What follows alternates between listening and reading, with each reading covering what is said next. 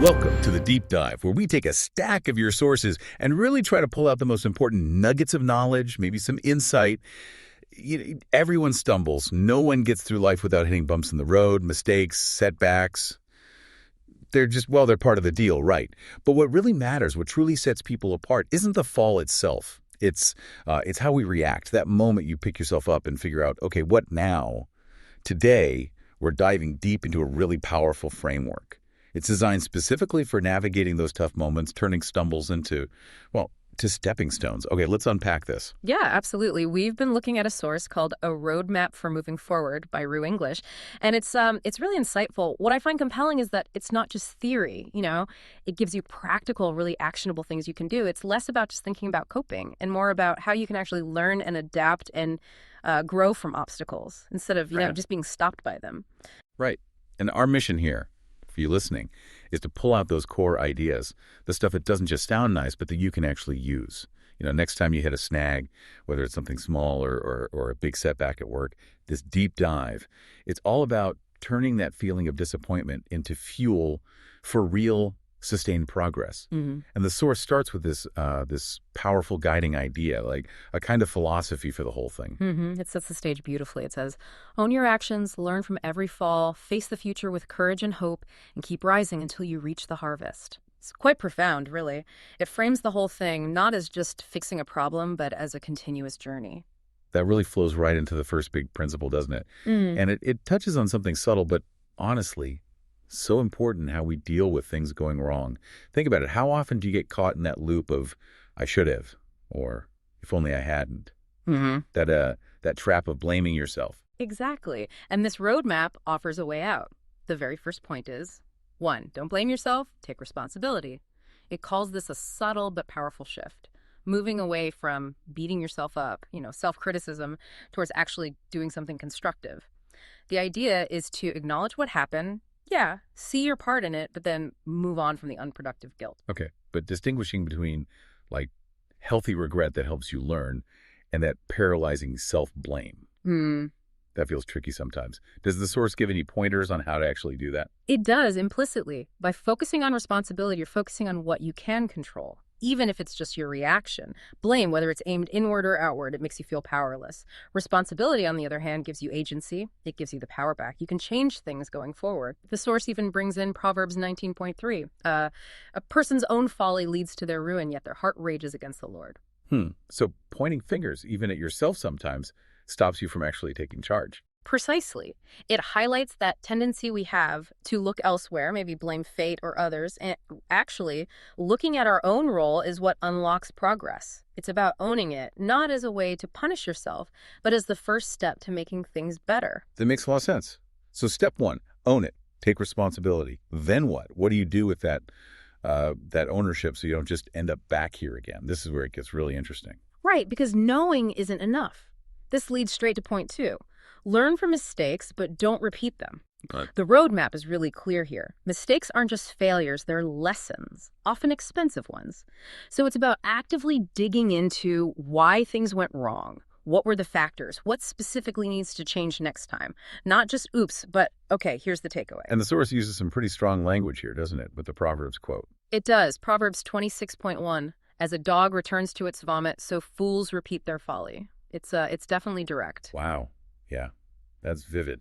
Why so blunt, do you think? Is it just for shock value? I think it's meant to cut through our tendency to rationalize, maybe, to really emphasize the difference between just admitting a mistake and truly internalizing the lesson so you break the cycle. It's a stark image, yeah, but it underlines the urgency. Don't just acknowledge, act on the learning, turn that negative experience into like a concrete plan for the future. Okay, so you take responsibility, you learn the lesson, but then there's that fear, right? The fear of trying again, especially if the fall was bad. We've learned, maybe, but now we're kind of frozen. How does the roadmap address that?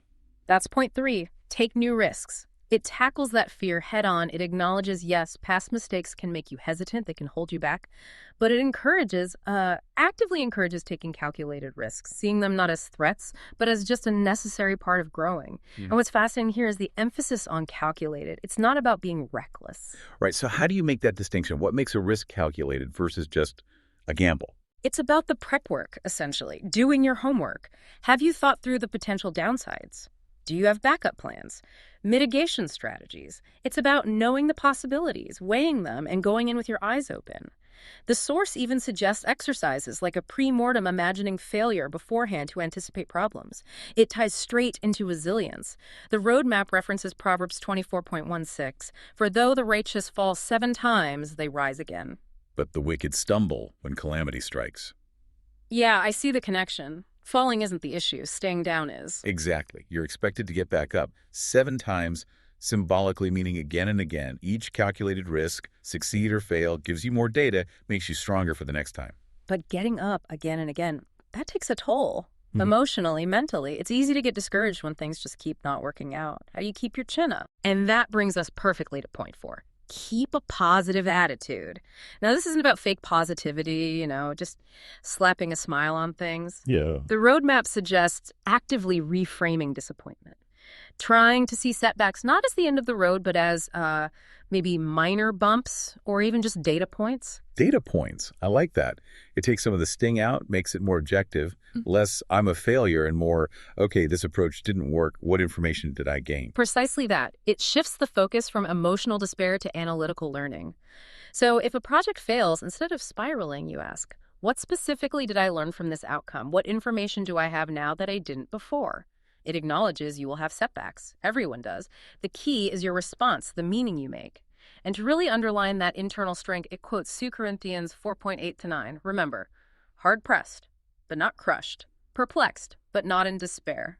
Struck down, but not destroyed. Wow. Yeah, that's powerful. Maintaining that inner core even when external stuff is rough. It captures that spirit perfectly. It's about internal resolve despite the outside pressure. Okay, so we've got take responsibility, learn actively, dare to take smart risks, and work on reframing setbacks.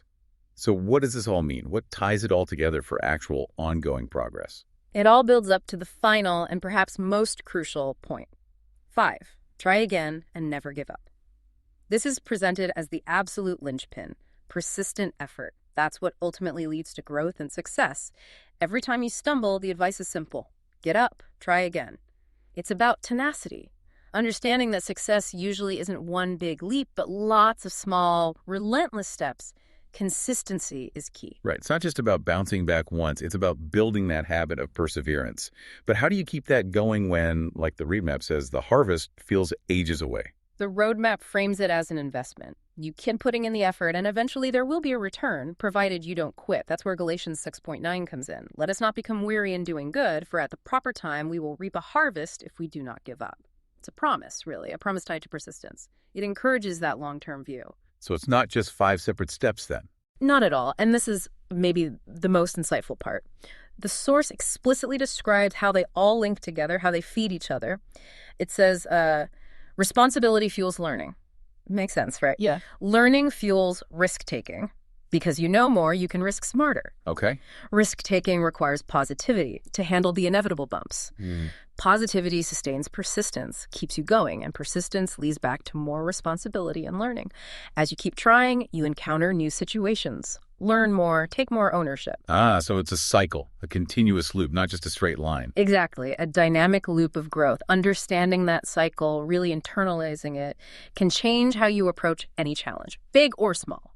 Because you see how every part feeds the next. You're not just recovering, you're building this resilient system within yourself. What a fantastic framework. We've really journeyed through this roadmap for moving forward.